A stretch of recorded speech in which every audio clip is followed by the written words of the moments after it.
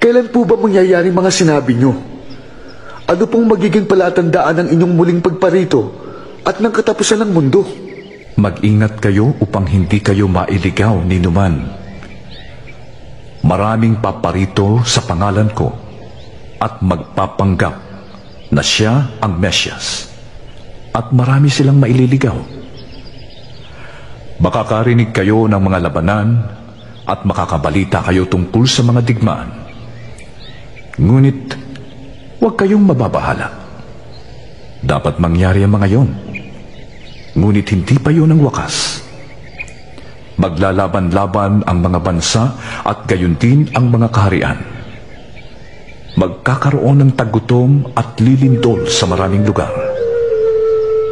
Ang lahat ng ito ay pasimula pa lamang ng mga paghihirap, tulad ng isang nanganganak. Sa mga panahong yon, kapupuotan kayong lahat dahil sa inyong pagsunod sa akin. Isasakdal kayo upang pahirapan at patayin. At dahil dito'y marami ang tatalikod sa kanilang pananampalataya, mapupuot sila at magtataksil sa isa't isa. Marami ang magpapanggap na propeta at ililigaw ang marami. Ang kasama ay lalaganap, kaya't manlalamig ang pag-ibig ng marami. Ngunit maliligtas ang mananatiling tapat hanggang wakas. At ipapangaral sa buong sanlibutan ang magandang balita tungkol sa paghahari ng Diyos, upang ang lahat ng bansa ay makarinig nito. At saka darating ang wakas. Kung may magsasabi sa inyo, narito ang Mesyas, o naroon siya, huwag kayong maniniwala, sapagkat may mga huwad na Mesyas at may lilitaw na mga huwad na propeta. Magpapakita sila ng mga kagilagilalas na himala at mga kababalaghan upang iligaw kung maaari pati ang mga hinirang ng Diyos.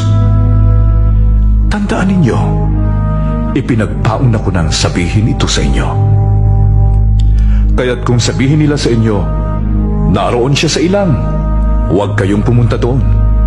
Kung sabihin nila, naroon siya sa silid, huwag kayong maniniwala, sapagkat darating ang Anak ng Tao na parang kidlat na gumuguhit mula sa silangan hanggang sa kanluran. Kung saan may bangkay, doon nagkakatipon ang mga agila.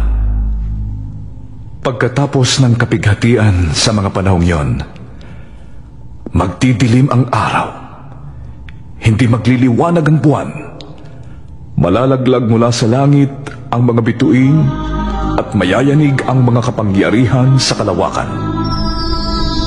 Pagkatapos, lilitaw sa langit ang tanda ng Anak ng Tao at mananangis ang lahat ng bansa. Makikita nila ang Anak ng Tao na nasa alapaap at dumarating na may dakilang kapangyarihan at malaking karangalan. Sa hudyat ng malakas na tunog ng trumpeta, susuguin niya ang kanyang mga anghel sa 4 na sulok ng daigdig at titipunin nila ang mga hinirang mula sa lahat ng dako.